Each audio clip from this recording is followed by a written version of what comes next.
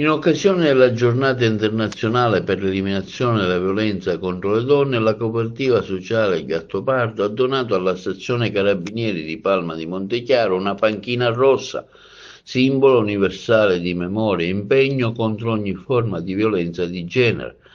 La panchina, realizzata in legno recante la scritta commemorativa e ricorda che l'amore non colpisce e impaccia mai, è stata collocata all'interno della stazione dei Carabinieri di Palma, dove diventerà luogo simbolico di riflessione e presidio di legalità.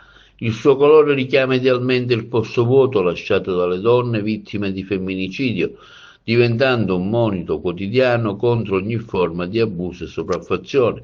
La donazione ha rappresentato un'iniziativa positiva e coerente con i valori istituzionali dell'Arma a beneficio della collettività. Alla semplice ma sentita cerimonia erano presenti rappresentanti delle istituzioni della cooperativa Il Gattopardo, una realtà impegnata nel sostegno e nella protezione delle donne vittime di violenza, e tanti cittadini in un momento condiviso di riflessione civile. Durante l'iniziativa è stato ribadito l'impegno quotidiano dei carabinieri nella prevenzione e repressione dei reati di violenza domestica, con particolare riferimento all'ascolto e al supporto delle vittime e alla collaborazione con i centri antiviolenza del territorio.